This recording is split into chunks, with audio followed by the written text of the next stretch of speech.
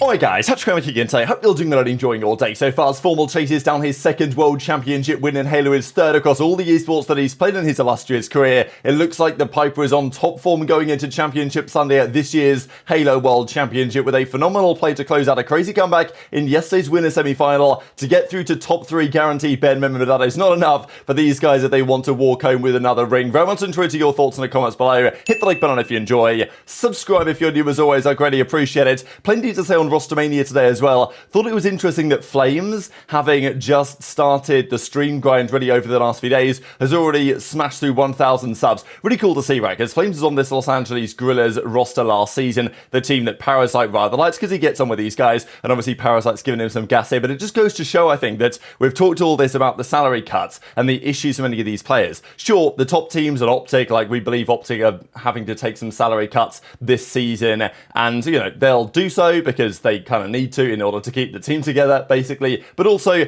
it doesn't matter so much for them because Shotzzy can turn the stream on for half a month and make 50 grand. So that is what it is. And I think this is becoming increasingly clear for other players, guys that are in a position where they're obviously incredibly talented, CDL level Call of Duty players. People want to watch their POV, and, you know, in Call of Duty, you tend to find many of our personalities are very entertaining, and people want to support these streamers. I mean, the likes of Havoc, for example, was a notable player in his career, and, you know, was obviously a very solid player, but since he's gone to Content, he's done an absolute killer job because he's a great personality and a great guy as well. And I think hopefully the same thing applies for Flames in his future career and prospect, and it also helps you get picked up as well, right? Because we know that Flames was on that Guerrillas roster last season. He came in alongside Estriel halfway through the year instead of Assault on that team, did a pretty good job early on, then things kind of fell off, but they still did well, of course, making the World Championship in the end.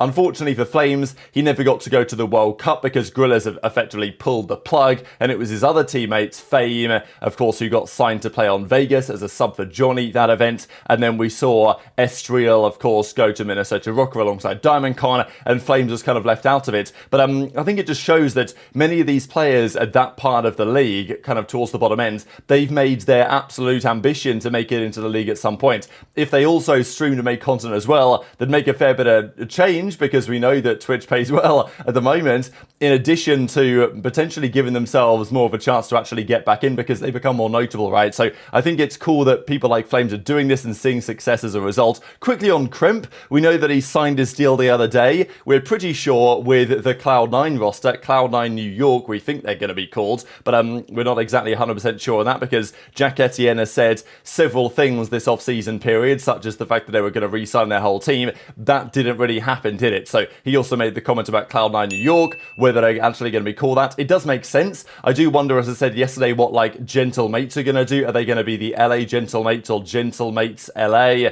It's all kind of ugly. I guess that's what OpTic Gaming did when it was OpTic Gaming Los Angeles back in the day. It wasn't really fully OpTic, right? It was OpTic under the Infinite Esports Immortals header. It wasn't real OpTic, but that's a story for several years ago, to be honest. But Kremp signed his deal, and then he says, well, it seems kind of bored. Now, I don't know exactly what's going on here, but I guess the assumption is, why have we not seen more announcements yet? And I think that is a question in the community right now, because let's have a look at these teams. These aren't fully up to date. We know that, for example, it's the Minnesota Rocker team, that we're pretty sure it's going to be something like Estriel, Nero, Paul X, and Geo, right? And therefore, Nero isn't on Cloud9 New York. Potentially, he's gone. Potentially, they're looking at Mack in that position. And then, of course, that would mean that the Ravens would not have Mack. They might have someone like Vivid. But, you know, those are still some questions. The reality is, FaZe have not been confirmed, but of course we know the FaZe team. I mean, they've not said otherwise, so that's confirmed. OpTic are confirmed. Thieves are confirmed. Boston, I guess they might not make it more official than they have done already. They announced the team for the World Cup, and they've not said otherwise. So, I mean, that is going to be the team. So, I guess that's official in some capacity. They haven't, like, I don't believe, done another tweet to say, hey, like, this is our team for the new season. They may do at some point. But we know FaZe, we know Boston, we know Thieves. Miami, they have not yet confirmed their full plan in terms of who's actually going to be on their starting roster, because you can only have 4. 4, whereas they currently have 5.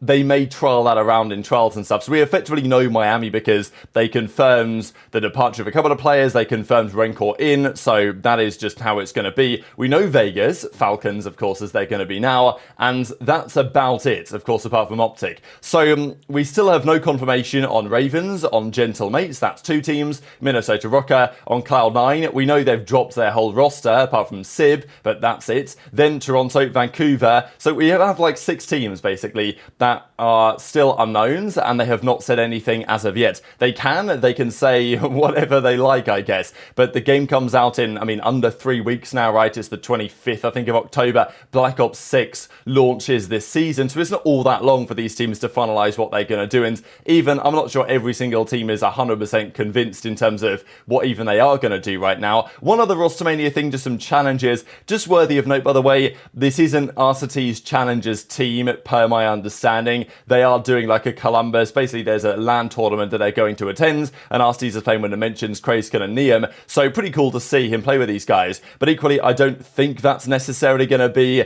the roster he has for the start of the Challenger season. I know people are looking at this saying, oh, RCT's fell off, can't believe it, like he's playing with these guys that have obviously made a bit of a name for themselves, but not on paper going to be an absolute top tier Challengers roster for next season. Who knows if they do well, maybe that's a reconsideration, but yeah, I don't think this is necessarily going to be RCT's Challengers team, but it does seem like he will be grinding it out in Challengers again somewhere or another after getting linked to that Minnesota Rocker team, but seems like that never happened and they've gone for Geo on the team instead. But let's talk about the Halo World Championship, right? Because we've talked about this story for some time, especially over the last few months where FormaL has been hinting about a return to the CDL or leaving Halo, and there's a general feeling that after this championship, this potentially is FormaL's, not even just his last ever Halo event, maybe his last ever event competing is a possibility, right? We thought that was true in 2021 when he played the World Championship on OpTic Chicago. He retired, was going to go to content, then he made the return and has played Halo Infinite very successfully for the last 3 years. Whether he can give up on competing professionally,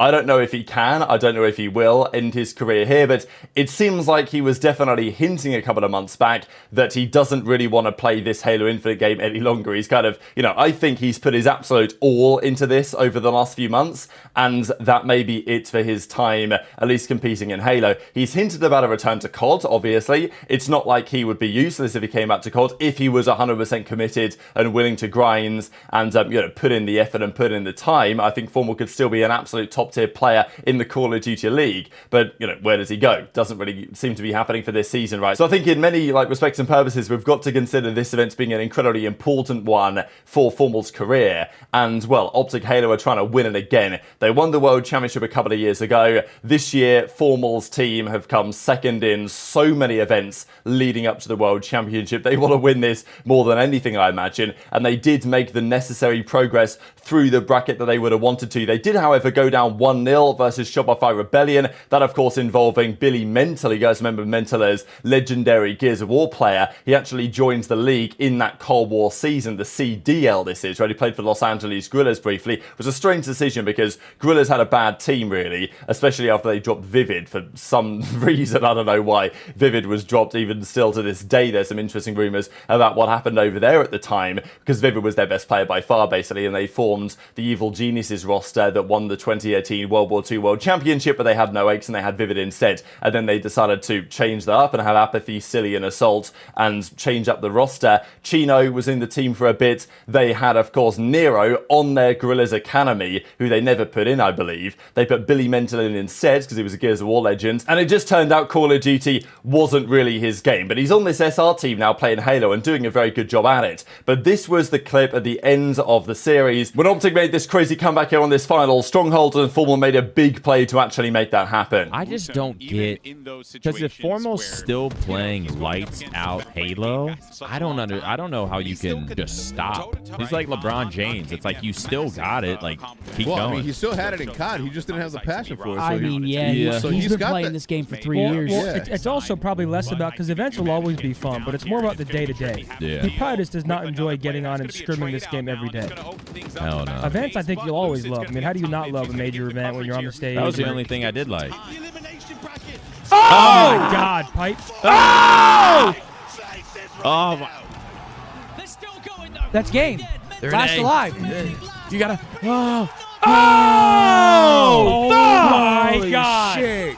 Holy shit! Holy shit! What a comeback, dude. FormaL. That's what you want to see. This was a crazy comeback as well, this map 4 to get over the line here. FormaL making big plays at the end, and yeah, as the OpTic boys are like, wow, he iced up big time there. Huge comeback, and OpTic get over the line. So that advances OpTic HyDra into the championship Sunday. Look, I think we all knew they were going to be there. It was a matter of when and where and what the bracket was going to look like. They had, after their good results in pool play, the nice side of the bracket on some respects, especially because, you know, seeding these other factors, they earned this situation, and they're going to be in winners finals after taking down Shopify 3-1. And they, of course, will be playing none other than the team they would have expected to play in that situation, which is going to be Space Station Gaming, and we'll get to those guys in a second. Just quickly on Space Station, I guess, they're an organization that's been hinting, certainly their founders, their C-suite execs, whatever, are getting into Call of Duty League. That has been a talking point. I don't know if that's necessarily going to be happening this season, but there's definitely been some interest in making that work.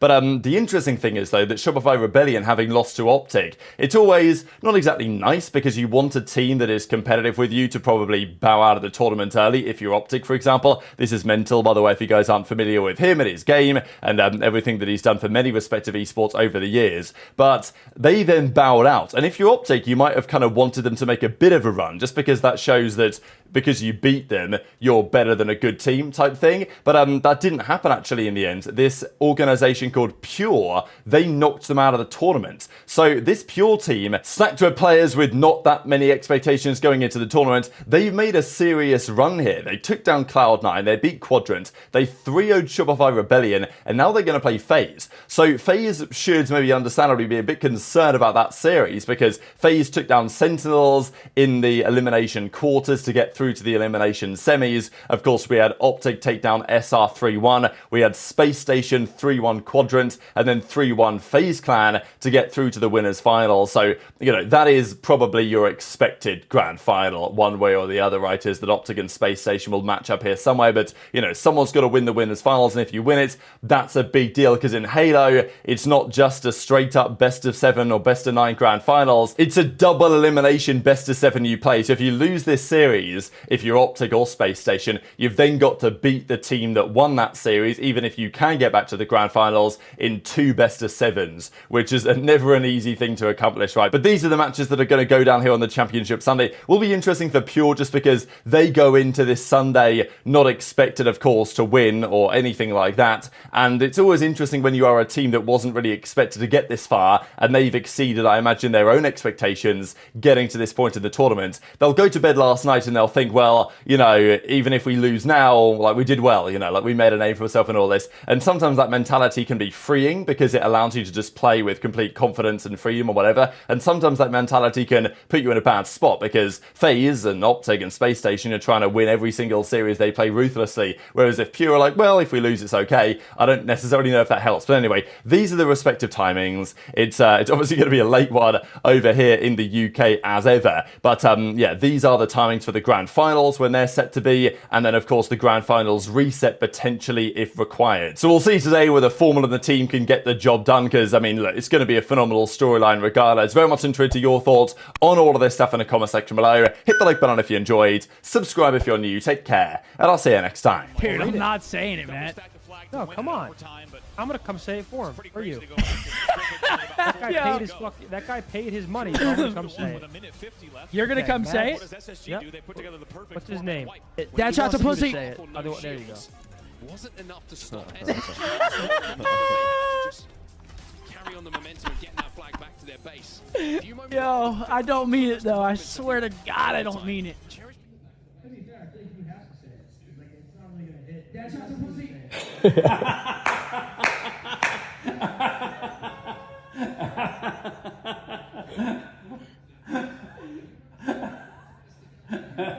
don't mean it though, I swear.